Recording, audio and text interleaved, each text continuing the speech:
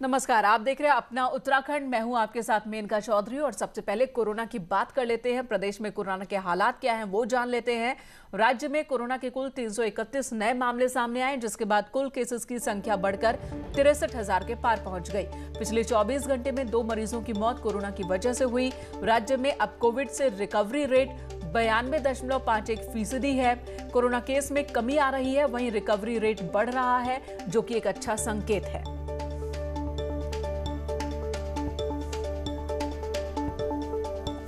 इधर मुनि चिदानंद के ऋषिकेश वीरपुर खुर्द में 35 बीघा रिजर्व फॉरेस्ट की जमीन कब्जा मामले पर हाईकोर्ट सख्त है। हाईकोर्ट ने सरकार को 24 घंटे के भीतर कहा कि शपथ पत्र के साथ बताएं कि अब तक कब तक अतिक्रमण को तोड़ दिया जाएगा। मंगलवार को भी चीफ जस्टिस कोर्ट इस मामले पर सुनवाई करेगी। आपको बता दें, हरिद्वार की अर्चना शुक्ला ने हाईकोर्ट में जनहित याचिका दाखिल कर कहा कि मुनि चिदानंद द्वारा फॉरेस्ट की जमीन पर कब्जा किया गया और वहां 52 कमरे का एक बड़ा हॉल और गौशाला का निर्माण किया गया है। इधर महाकुंभ के लिए पुलिस ड्यूटी भी शुरू हो चुकी है, जिसके लिए पुलिस मुख्यालय ने पहले चरण में 100 जवानों को हरिद्वार कुंभ ड्यूटी के लिए तैनात किया। वहीं दूसरे चरण में 1000 पुलिस जवानों को दीपावली के बाद हरिद्वार भेजा जाएगा, जिसके लिए राज्य के सभी थानों चौकियों से पुलिस जवानों की लिस्ट मुख्यालय ने मांगी है। इन जवानों को कुंभ मेला क्षेत्र के साथ ही स्नान घाटों पर भी तैनात किया जाएगा। आपको बता दें, महाकुंभ की सुरक्षा और ट्रैफिक के लिए करीब 20,000 पुलिस फोर्स की तैनाती की जाएगी, जिसमें 10,000 केंद्र से और करीब 2,500 पुलिस जवान यूपी से उत्तराखंड को मिलते हैं। जो फोर्स भेजने का जो प्रक्रिया है वो शुरू हो चुकी है और दिसंबर तक हम जो प्राथमिक फोर्स है जो पूरा टाइम कुंभ मेले में रहेगी वो वहां धीरे धीरे पहुंचा देंगे। नवंबर का महीना आते ही कुंभ 2021 का भी काउंटडाउन शुरू हो गया है। कोरोना की वजह से कुंभ के काम में काफी देर हो चुकी है, जिसको लेकर अखाड़ा परिषद ने साफ कह दिया है कि जो काम है उसे जल्द पूरा किया जाए और कोई नया काम अब शुरू ना करे।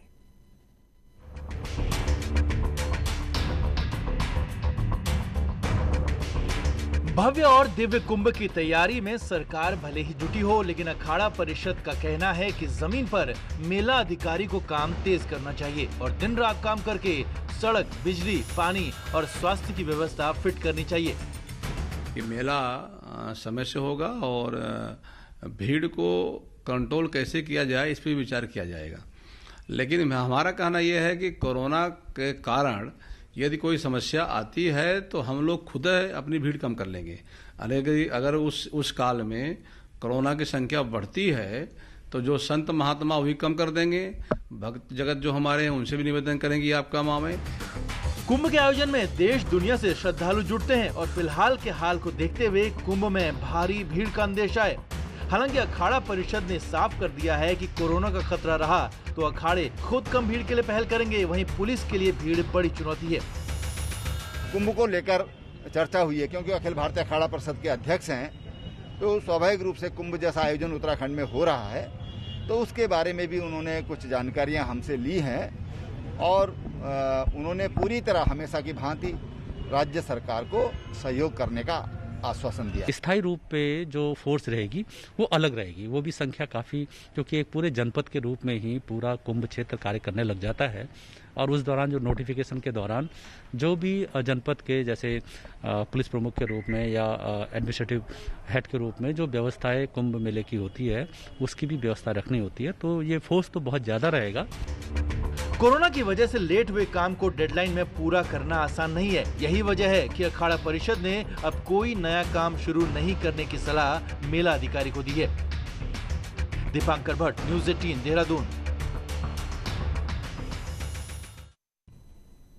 और खबर देहरादून से, जहां पर कुंभ 2021 को लेकर मुख्य सचिव ने मीटिंग ली। हाई पावर कमेटी में 300 करोड़ के प्रस्ताव मंजूर किए गए। काम में तेजी लाने के मुख्य सचिव ने निर्देश दिए। Kumbh mobile app, police surveillance system को मंजूरी दी गई।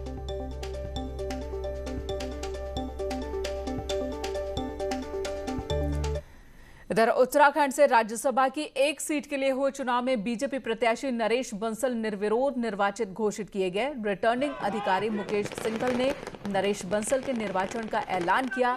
बंसल ने मुख्यमंत्री त्रिवेंद्र सिंह रावत, प्रदेश बीजेपी अध्यक्ष बंशीधर भगत, कैबिनेट मंत्री अरविंद पांडे, मंत्री हरक सिंह रावत की मौजूदगी में निर्वाचन प्रमाण पत्र ग्रहण किया।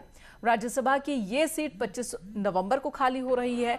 अभी तक कांग्रेस के राज बब्बर इसका प्रतिनिधित्व कर रहे थे।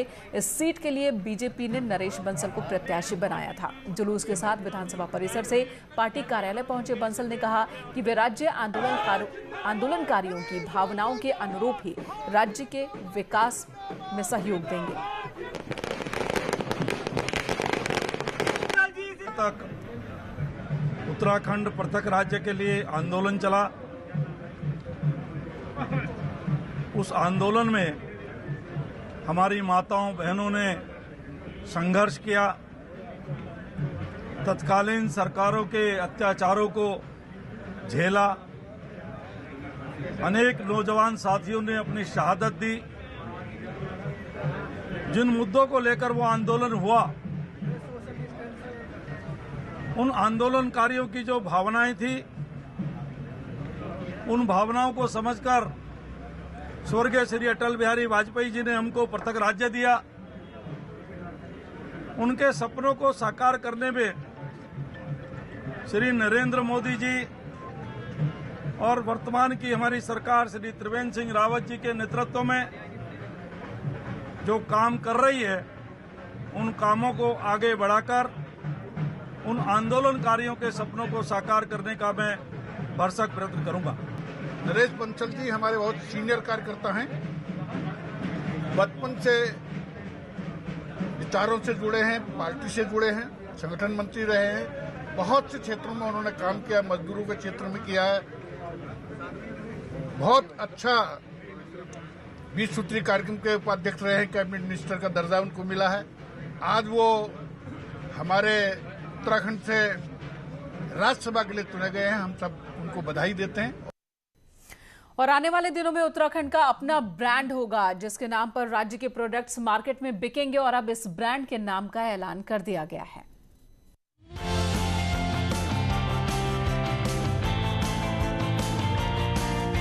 बीस साल में उत्तराखंड अपने उत्पादों की कोई पहचान मार्केट में नहीं बना पाया। सेब से लेकर मंडुवे तक प्रोडक्ट्स की कोई ब्रांडिंग नहीं हुई, लेकिन आने वाले दिनों में उत्तराखंड के प्रोडक्ट्स एक खास ब्रांड नेम से बिकेंगे। सरकार ने इसका ब्रांड नेम होली हिमालय तय किया है, यानी देवभूमि की पवित्रता भी और शुद्धता भी।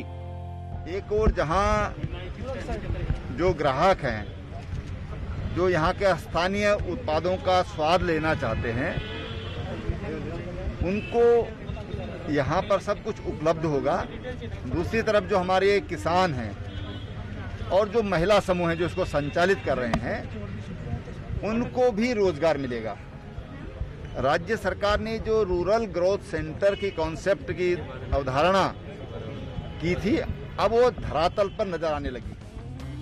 राज्य का अपना ब्रांड होगा तो खासतौर पर पहाड़ी ऑर्गेनिक प्रोडक्ट्स को नई मार्केट मिलेगी। वहीं गांव में खेती करने से लेकर पैकिंग करने वालों को सीधा फायदा होगा, वो भी उस राज्य में जहां लोकल प्रोडक्ट्स की ब्रांडिंग रोजगार का जरिया नहीं बन पाई। देखिए, अम्ब्रेला ब्रांड का होना जरूरी है। जैसे हिलांस है प्योर है ना, ट्राइब्स ऑफ इंडिया का ब्रांड है, हर एक का ब्रांड है। तो एक अम्ब्रेला ब्रांड पूरे राज्य का होना जरूरी है। उससे हमारी जो मार्केटिंग है उसको बहुत बड़ी बूस्ट मिलेगी।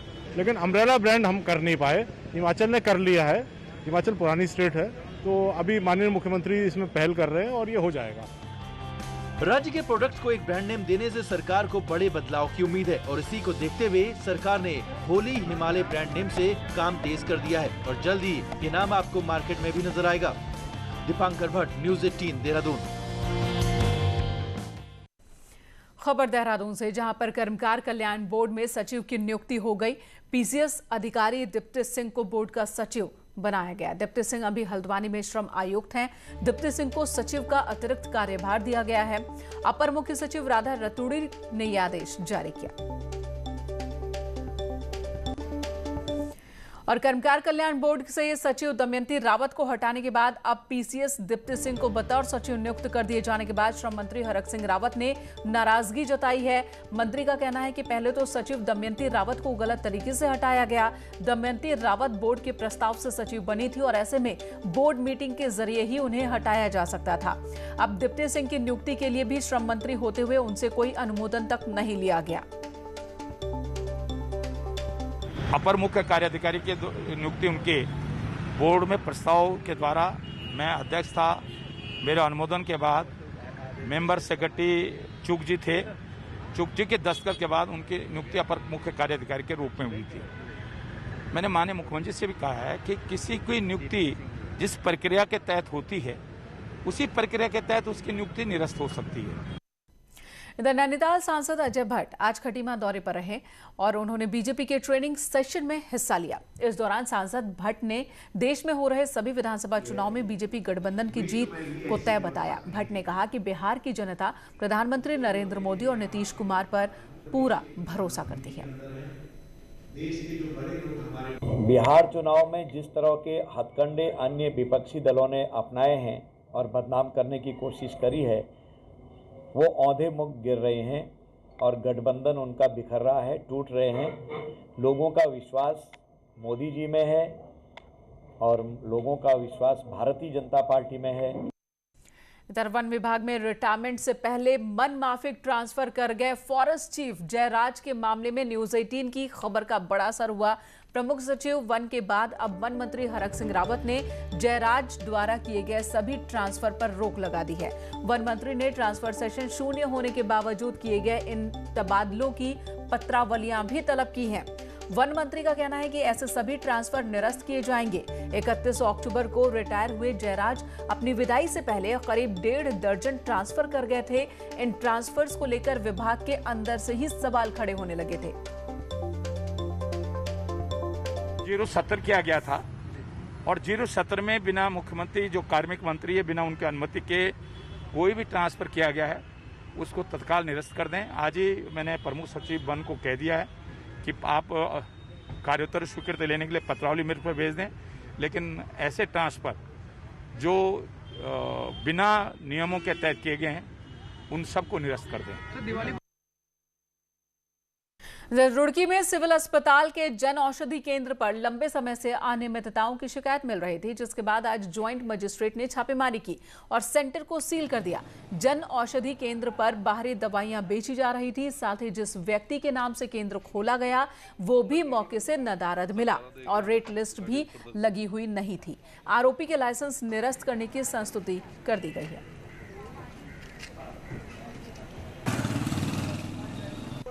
स्टोर में काफ़ी सारी प्राइवेट मेडिसिन पाई गई। साथ ही साथ जिनको ये कॉन्ट्रैक्ट दिया गया है सिविल अस्पताल की तरफ से जन औषधि केंद्र को संचालित करने का, उनके द्वारा इसका संचालन नहीं किया जा रहा है। इसको फर्दर सबमिट भी किया गया है। इनके पास प्रॉपर रेट लिस्ट और लिस्टिंग भी होनी चाहिए कि कौन कौन सी दवाइयाँ यहाँ पर उपलब्ध रहती हैं और उनका क्या दाम है। वो सारी चीज़ें यहाँ पर नदारत हैं, तो इसी संबंध में कार्रवाई आ चाहिए। इधर पौड़ी में त्योहारी सीजन के बावजूद खाद्य सुरक्षा विभाग की छापेमारी इस बार नहीं हो रही है। विभागीय मुखिया समेत अन्य निरीक्षक इस वक्त ड्यूटी से गायब हैं। जिला प्रशासन का कहना है कि चेतावनी के बावजूद जिला खाद्य सुरक्षा समेत 3 अन्य खाद्य निरीक्षक ड्यूटी से गायब हैं और चेतावनी के बावजूद काम पर नहीं लौटे। वहीं एडीएम का कहना है कि गायब रहने के मामले को गंभीरता से लिया जा रहा है। जो हमारे अभिहित अधिकारी खाद्य सुरक्षा हैं प्रमोद कुमार रावत जी, लॉकडाउन के बाद जब से हमारी कोर्ट चल रही है, ना ही उन्होंने कोर्ट में ज्वाइन किया और ना ही जो है क्षेत्र में है, और उनके 3 जो खाद्य सुरक्षा अधिकारी हैं वो भी नदारत है। आत्मनिर्भर भारत की ओर कदम बढ़ाते हुए देहरादून में ऑर्डिनेंस फैक्ट्री ने आज 2 प्रोडक्ट्स लॉन्च किए हैं, जिनमें एक असॉल्ट राइफल के लिए जबकि दूसरा 125 mm gun battle tank alignment में इस्तेमाल किया जा सकेगा। इनका इस्तेमाल शार्प शूटिंग के दौरान किया जा सकेगा। हमारे सैनिक अपने निशानों को अचूक तरीके से भेज सकेंगे। 4 गुना क्षमता वाले मजर बोर को अभी तक रशिया, इजराइल जैसे देशों से ही सेना खरीदती आ रही है, लेकिन अब भारत में इसे 20% की कम लागत पर हासिल किया जा सकेगा, जिसके लिए टेक्निकल बिड लग चुकी है, जबकि फाइनेंशियल बिड लगना अभी बाकी है। यह हमारी फैक्ट्री का एक उत्कृष्ट क्वालिटी उत्पाद है। जैसा मैं आपको अभी दिखाऊंगा, यह प्रोडक्ट हमारा 4x विजन के साथ है, 4 गुना ज़्यादा करके बड़ा करने वाला, वो भी असॉल्ट राइफल के लिए। तो इसकी जो डिमांड है ये बहुत ज़्यादा रहेगी, न केवल हमारे देश की सेवाओं के लिए वरन हमारे मित्र देश की सेनाओं में भी इसका भरपूर उपयोग किया जा सकेगा। खबर देहरादून से, जहां पर पलायन आयोग ने राज्य में लौटे प्रवासियों पर अपनी रिपोर्ट सौंप दी है और मुख्यमंत्री के सामने आंकड़े रखे हैं। राज्य में इस दौरान 3,57,000 प्रवासी लौटे हैं, जिनमें से 1 लाख वापस चले गए, यानी कि 29% प्रवासियों ने फिर से पलायन किया। करीब 71% प्रवासी मूल निवास या फिर आसपास के ही इलाकों में मौजूद हैं।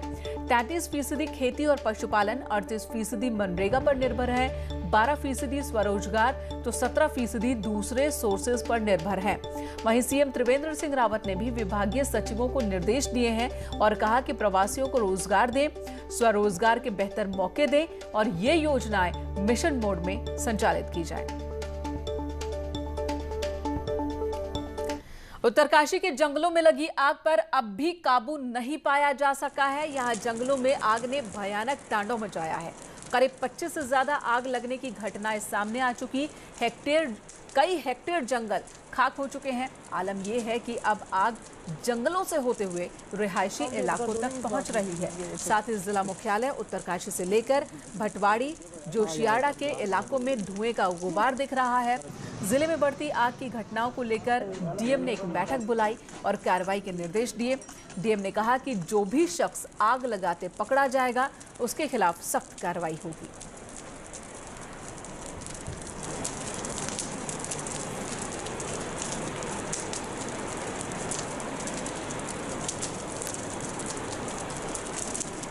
अपडेट कर दो ना इस बात को। उधर Corbett tiger reserve front line staff की कमी झेल रहा है, जिसके चलते यहां वन्य जीवों की सुरक्षा अब राम भरोसे ही चल रही है। आलम यह है कि 50% से ज्यादा स्टाफ के पोस्ट खाली हैं। कॉर्बेट टाइगर रिजर्व में 239 फॉरेस्ट गार्ड के पद सृजित हैं, जबकि वर्तमान में यहां सिर्फ 98 फॉरेस्ट गार्ड ही काम कर रहे हैं। ऐसे में कॉर्बेट प्रशासन ने दैनिक बीट वॉचर और मजदूरों के जिम्मे यहां की सुरक्षा डाल दी है। इसके साथ ही 17 रेंजर के पद स्वीकृत हैं, जिसके मुकाबले सिर्फ 11 रेंजर ही काम कर रहे हैं। कॉर्बेट टाइगर रिजर्व में जो सबसे ज़्यादा कमी है वो फॉरेस्ट गार्ड्स की है। हमारे जो रिजर्व में 239 है जो सैंक्शन पोस्ट है फॉरेस्ट गार्ड्स की, उसके अगेंस्ट जो है 98 हमारे पास फॉरेस्ट गार्ड्स हैं, तो सबसे ज़्यादा कमी यहाँ पर है। कॉर्बेट में स्टाफ की कमी का सीधा असर यहाँ के वन्य जीवों की सुरक्षा पर पड़ रहा है, जिससे वन्य जीव प्रेमी भी खासे चिंतित हैं। 98 वन रक्षकों के भरोसे ही वन जीवों की सुरक्षा नहीं हो सकती है, बहुत ही नाकाफी है। 50% से भी कम है। तत्काल जो है फॉरेस्ट गार्ड की भर्ती होनी चाहिए वन जीवों की सुरक्षा के लिए। फ्रंटलाइन स्टाफ में 50% से भी ज्यादा की कमी होना गंभीर विषय है। ऐसे में आप अनुमान लगा सकते हैं कि बाघों के गढ़ में बाघ कितने दिनों तक महफूज रह पाएंगे। गोविंद पाटनी, न्यूज़ 18, रामनगर। द पिथौरागढ़ में मोरी गांव के आपदा प्रभावितों ने डीएम से राहत कैंप में रखे जाने की गुहार लगाई। असल में आपदा प्रभावितों को राहत कैंप छोड़ने के निर्देश दिए गए हैं, लेकिन इनके सामने दिक्कत अब ये है कि आखिर ये जाएं तो जाएं कहां। आसमानी आफत ने इनके घरों को जमींदोज कर दिया। मुआवजा राशि भी कई प्रभावितों को अब तक नहीं मिली है। नियमों के मुताबिक राहत शिविरों में 2 महीने ही रखा जा सकता है। प्रशासन 1 महीने का वक्त पहले ही बढ़ा चुका है। स्कूल है क्या वो तो सर, हमें मतलब जहाँ कैंपों में रहते हैं वहाँ से भी मतलब भगा रहे हैं। राशन पानी बंद कर दिया गया है और वहाँ से भी मतलब उड़ने के लिए बोल रहे हैं। पूरा बिस्तर बाहर फेंक रहे हैं अभी, और मुआवजा अभी कुछ मिला नहीं है सर। घर तो कुछ बचा नहीं है, हम रहेंगे कहाँ मतलब भगा के भी। देहरादून में स्मार्ट सिटी के काम को लेकर लोगों को खासी दिक्कतों का सामना करना पड़ रहा है। जगह जगह जाम से लोग परेशान हैं। अब इस पूरे मामले पर एसएसपी अरुण मोहन जोशी के निर्देश के बाद एसपी ट्रैफिक ने स्मार्ट सिटी के अधिकारियों को हिदायत भरा एक पत्र भेजा, जिसमें उनसे स्मार्ट सिटी के अंतर्गत होने वाले काम और सड़कों को खोदने से पहले पुलिस के साथ बैठक कर ट्रैफिक प्लान भी तैयार करवाने की नसीहत दी गई है। साथ ही एसएसपी अरुण मोहन जोशी ने कहा कि स्मार्ट सिटी के काम की वजह से सड़कों पर जाम लग रहा है, जिससे लोग परेशान हो रहे हैं और ऐसे में मिलकर काम करने की यहां जरूरत है। खबर देहरादून से, जहां सरकार ने 5 और एडवोकेट नियुक्त किए हैं। नैनीताल हाईकोर्ट में एडवोकेट योगेश चंद्र तिवारी की नियुक्ति की गई है। सुप्रीम कोर्ट में एनजीटी केसों के लिए 2 अन्य एडवोकेट की तैनाती। वहीं मनु पडलिया, शिवांग प्रताप सिंह की नियुक्ति के आदेश जारी किए गए। इलाहाबाद हाईकोर्ट के लिए शुभांशु पांडे नियुक्त किए गए हैं। लखनऊ खंडपीठ के लिए द्विजेंद्र मिश्रा की नियुक्ति की गई है। 5 नए एडवोकेट नियुक्त किए गए हैं।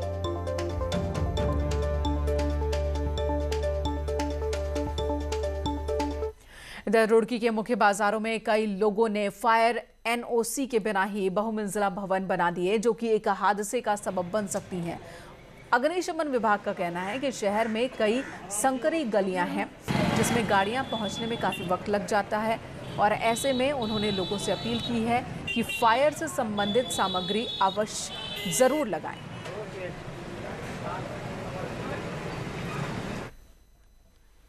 रुकेंगे एक ब्रेक के लिए, तुरंत लौटेंगे, आप बने रहे हमारे साथ।